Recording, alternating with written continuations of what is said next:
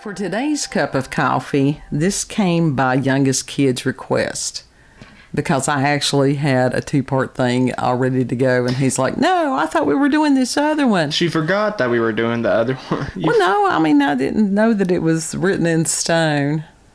We discussed this yesterday.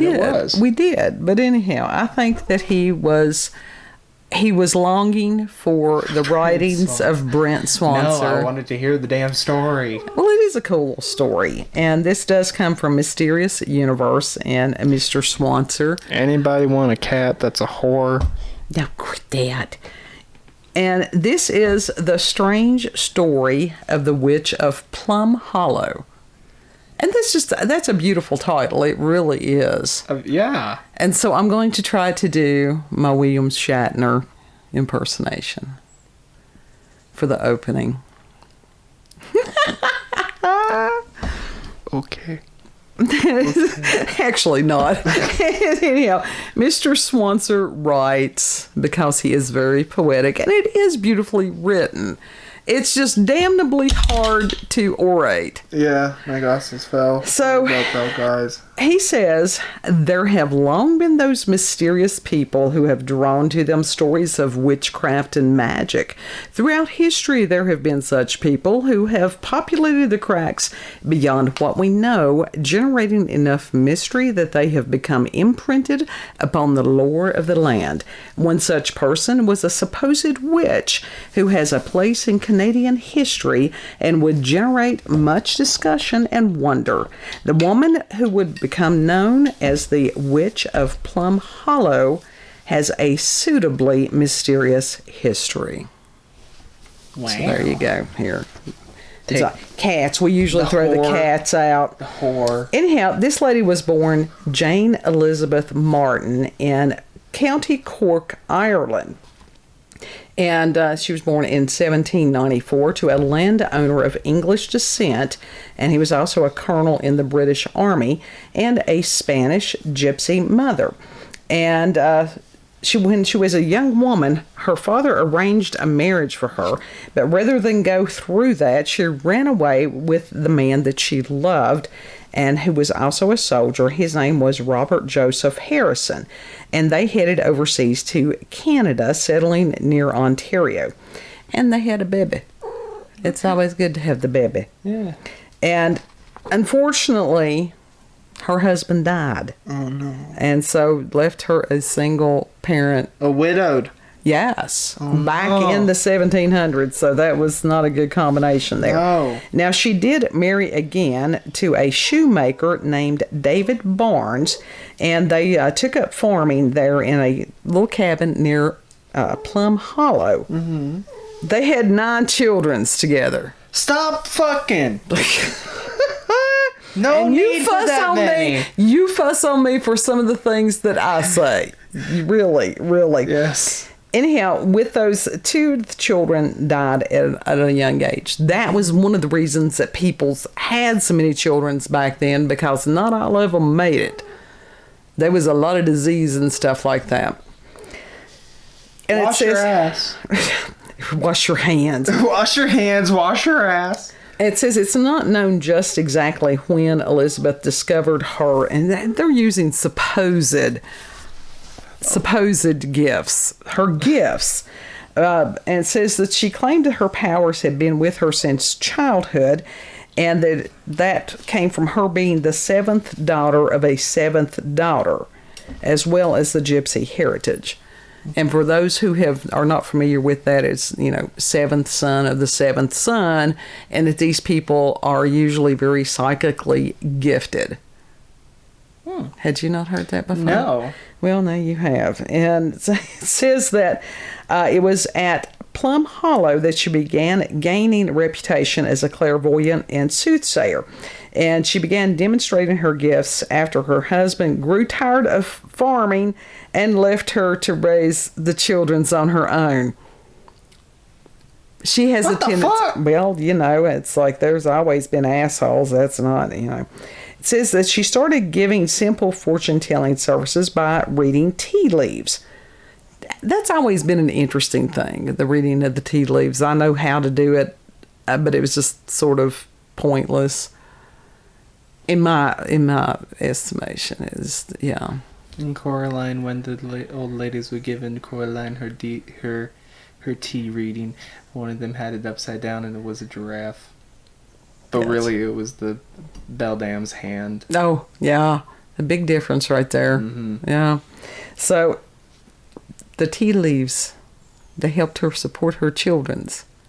So, read those damn tea leaves, lady, you know. Yeah. And it soon expanded as far as her gifts and talents to having visions. And, you know, people usually want to know about the future because that is something that causes great amount of anxiety. I already got enough of that as is. Well, I'm just saying that's the reason a lot of times people seek out psychics and stuff. And it says, at first there was just a trickle of curiosity seekers who came to see her, but the more that, she did the readings and stuff, proved that she was good at what she did, that she was legit. Did she get burned at the stake too? Would you say, again, wanting to know the future? It says some of the success stories that she had included a man who was missing his sheep, and she told him that they had been stolen by a neighbor who was keeping their meat and hides in his cellar. And sure enough, they found the man's missing sheep parts in dude's cellar. Damn. It doesn't say what happened to the neighbor who had. I'm hoping they horsewhipped him just a little bit. Yeah. And another one. Da da da da da da da Da. You going up the scale? You really. The piano scale? Was where a lady had wanted to know who she would marry. And so she was told that she told who she would marry and that she would live by a railroad track and that one of her children would be killed. Now, when you see stuff like that, that's a hard thing to tell somebody. That's when you don't tell them. Right. Because a lot of times these are shadows that they could be and stuff like that. There are some things that you know is going to happen, but if it's something dark like that, it's just, no, you don't say nothing and you pray for them and you go on your merry way. But unfortunately, this is exactly what happened with this woman's life. Yeah. Shit. And yet, on another occasion, a local landowner asked her about a missing deed, and she was able to tell him that it was tied with a blue satin ribbon and was hidden in a white satin slipper in the home of a relative. Huh. And so when dude checked the relative's home, it was exactly like she had told him. Dang, Yeah. she good. Oh, absolutely. And it said that she supposedly, according to Mr. Swancer, divined the location of the body of a missing man. And she also revealed who had killed him, which was his cousin. Oh, my God. And the cousin was then arrested, found guilty, and hanged. Good. Rightfully so. Good. And it says that there's one famous story of how she read the fortune of John A. MacDonald, who was then the Attorney General for Upper Canada. And he had asked her where the new capital of the Dominion of Canada would be, and she had told him that it would be located in a logging town called Byton, or Bytown. I don't know which the way they pronounce that. And at the time, that was seen as being absurd. Really? Yeah, because there's this little, basically, no place. And she insisted that this was the location where it would be and that the Parliament buildings would be located on the west side of the canal. And she also predicted that MacDonald would be the first prime minister of the new country. Oh, that?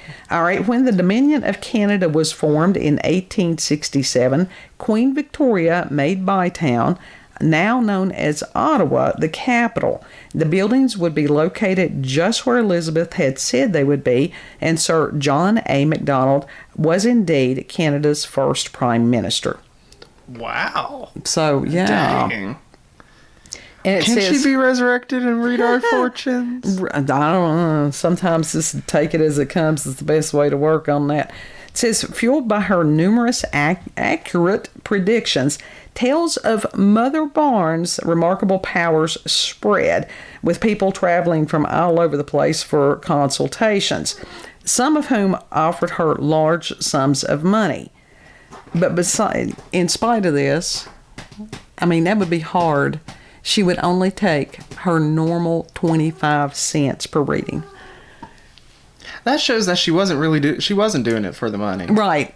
And that's one of the ways that you know the quacks or the fakeries. Yeah. They want to charge you large sums of monies. Mm-hmm. And the people with the real gifts, they're not that famous. Yeah. You know, you find some of these people, it's like somebody told somebody that somebody had this because they don't always want to draw attention to themselves. Mm-hmm. They're not the ones that's got the shingles hanging out with the palm reading thing on it. No. All right. She also began to have powers of water witching, which is called dowsing. Mm-hmm. And that's being able to find water underground and stuff. And you either have dowsing rods or you can have the forked willow branch, different things. We will do a cup on dowsing one of these days. Okay. And she also was not just able to find water, she used the abilities to find lost treasures and other items. Wow. So that's pretty cool. Yeah. And so she was quite a local celebrity, as you can imagine. Yeah. And she was never seen as insidious or evil or any of these things, but a local reporter with his poison pen called her the Witch of Plum Hollow, and the name stuck. What an asshole. Now, that could have got her in a world of shit right there. Yeah. And it still can, because people have this weird notion of what a witch is. Mm-hmm. So, anyhow. First of all, a psychic is not a witch. No, they're not. But anyhow, people continue to pour in from all over. And one report in the Ottawa Valley Days newspaper read, quote, "On any day of the week, a motley cavalcade of saints and sinners waited on this remarkable woman. Politicians and peddlers, rich and poor, the great, the near great, and the not great, lovelorn maidens and dames in crinolines, all consulted the Witch of Plum Hollow." That one beat Mr. Swancer. Maybe this man was his inspiration. Maybe. And it says that she continued to work while raising her 7 children and 3 orphans. Dang. So she was a resilient little lady. Yeah. So, and it says that when she finally died at the age of 92. She lived a long time. Out in 1886, and she continued, to help people until that point. And that she was originally buried in an unmarked grave in Ontario. But years later, she was given a proper headstone from some local cheesemakers. Aw. What a wonderful art to learn, the cheese making. Yeah. And that her cabin still stands today as a local historical landmark. And it's on a gravel road called Mother Barnes's Road. It even has a plaque on it, he says. Nice. So that's a cool thing. It says in recent years it had a real estate listing and was to sell for $249,000. Dang. I don't know if they wanted that for the historical what or the land was worth that much. It's probably the land. I hope they don't both. tear down the cabin. That would be terrible if they tore that down. It says the story of the Witch of Plum Hollow would probably have remained a local curiosity, except there was a man that had a hell of a long name, which was Thaddeus William Henry Leavitt. There is nobody names that many whoever names. named that person needs to be bitch slapped. Anyhow, he wrote a book. It's like they had a stroke while speaking. Really? It just kept on going. He wrote a book in 1892, The Witch of Plum Hollow. And that's a pretty cool thing that he did, because this lady and what she did may have been just the dustbin of history had he not written the book. Mm-hmm. So that was really cool. God bless the Witch of Plum Hollow. Yeah. So, So cool. It is. And that you've got a lot of people out there that would help people. Mm-hmm.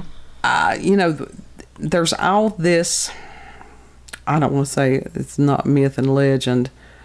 There's still really negative connotations that some people, especially in our area, have towards psychics, people who have any kind of abilities or stuff like that. So you still have to be careful. Mm-hmm.